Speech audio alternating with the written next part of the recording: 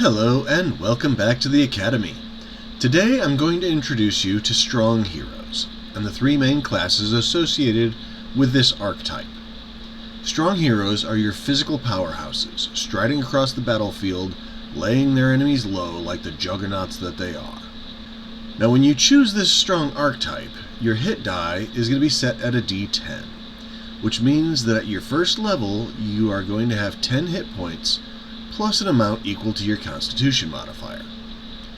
Next, your defense is going to be a 10 plus your Strength modifier plus your defense bonus, which, as you can see by this chart, at first level is going to be a 1. Lastly, you gain the Reckless Attack ability. This means that if at the start of your turn you state that you are being reckless, until the end of your turn you have advantage on attack rolls. So you would roll 2d20 and take the higher result. However, as a result of your recklessness, your enemies will have advantage on attacks against you until the start of your next turn. Okay, now your first class option is the Brawler. The Brawler treats every battlefield as if it were nothing more than a dive bar, and his enemy nothing more than a rowdy patron. When choosing the Brawler, you gain proficiency with both Strength and Constitution saving throws, as well as basic and improved equipment proficiencies, allowing you to turn any item you can get your hands on into a deadly weapon.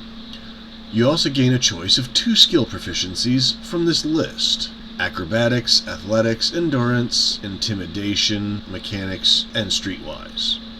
Lastly, you gain 3 abilities. Your first ability is going to be Crush, which gives you advantage on strength checks to break things, plus your melee attacks gain a +1 to their penetration value. Your second ability is going to be Hurl, which allows you to double your range when attacking with any weapon that has the thrown property. Lastly, there's Smash, which at first level allows you to, once per turn, add an extra d6 to any attack with a melee weapon. Any weapon used in this way is destroyed after a successful attack. This power does synergize with the power attack skill you get at second level, and the damage scales by level, as you can see in this chart. Now your second hero option is going to be the Heavy Gunner. These mobile gun platforms are at home using firearms to rain hell upon their enemies, and the bigger the gun, the happier they are. When choosing this class, you gain proficiency with Strength and Constitution saving throws, as well as basic, advanced, and military equipment. You also gain a choice of 2 skill proficiencies from this list: Intimidation, Mechanics, Natural Sciences, and Vehicles. Lastly, you get 2 abilities, the first of which is Big Guns, which, if your weapon doesn't have the light property, allows you to use your Strength bonus instead of Dexterity when using a ranged weapon. It also allows you to ignore the stationary property of weapons.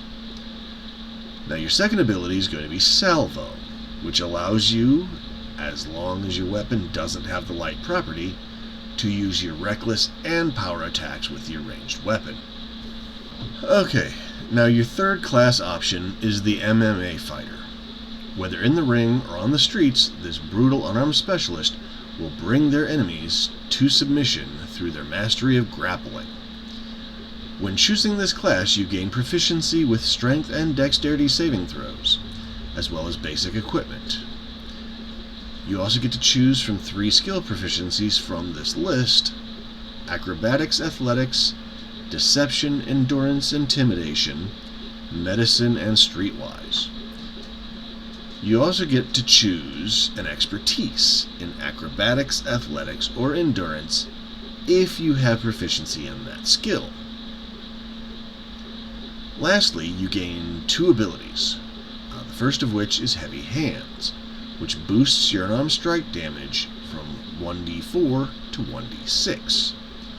Also, if you use Power Attack, you can apply that bonus to your offhand unarmed strikes, but only 5 points instead of the normal 10. Your second ability is Pin, which, if you have an opponent grappled, you may pin them. No roll is necessary, You and the opponent are then considered to be restrained until the grapple is broken. Now there's obviously much more to all of these classes, but this is just an introduction. If there's a demand for it later, I may revisit this topic and go more into depth into each class, but for now, this should be enough to help you see if any of these heroes are the one for you.